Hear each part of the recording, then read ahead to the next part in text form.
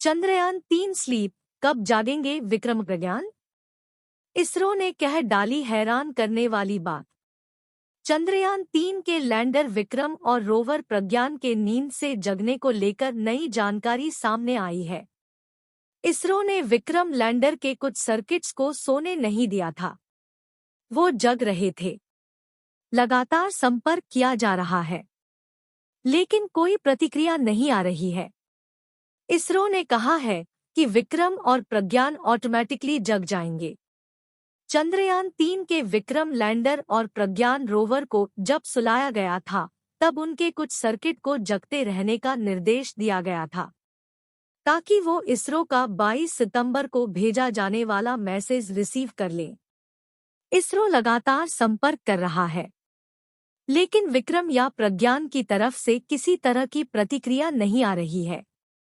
ISRO chief doctor S Somnath ने कहा है कि हमें परेशान होने की जरूरत नहीं है। विक्रम लैंडर और प्रज्ञान रोवर में ऐसी तकनीक भेजी गई है कि जैसे ही वो पूरी तरह से सूरज की रोशनी से ऊर्जा हासिल कर लेंगे, वो खुद ब खुद जग जाएंगे, यानी ऑटोमेटिकली एक्टिव हो जाएंगे।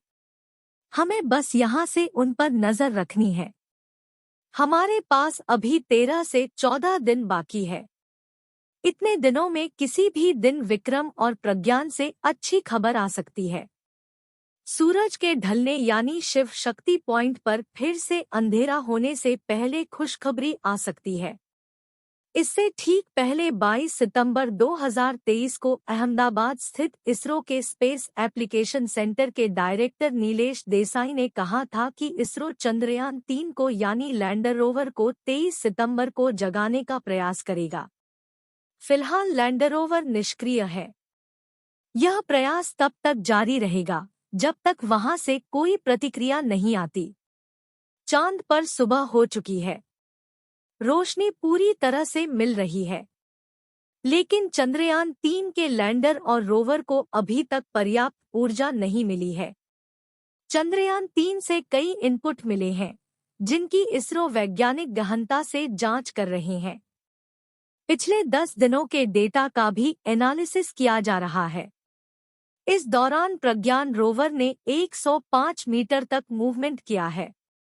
उस समय चांद के दक्षिणी ध्रुवीय इलाके में तापमान -120 से -220 डिग्री सेल्सियस था। इससे यंत्रों का सर्किट बिगड़ता है।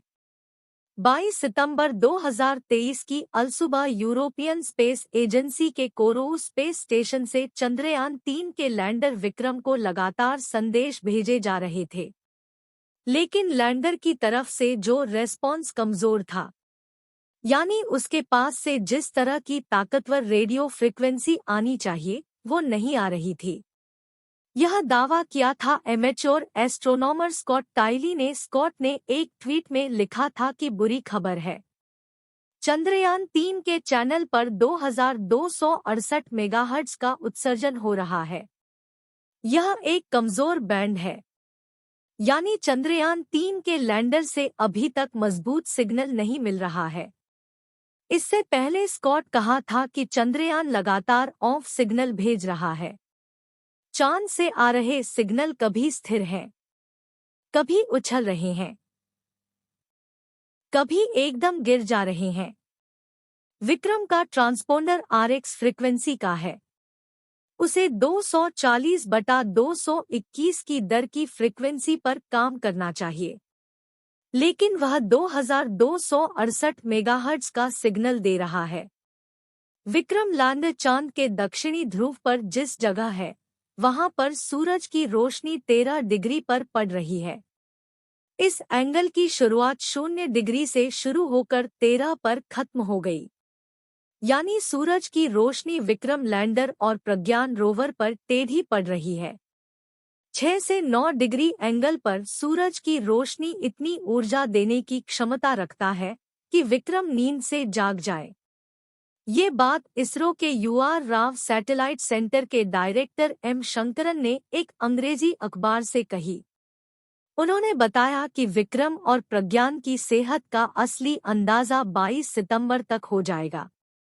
ये बात तो तय है कि अगर विक्रम लैंडर और प्रज्ञान रोवर अगर जग गए और काम करना शुरू कर दिया तो ये इसरो के लिए बोनस होगा। अब तक जितना डेटा भेजा गया है उस हिसाब से विक्रम लैंडर और प्रज्ञान रोवर का मिशन पूरा हो चुका है।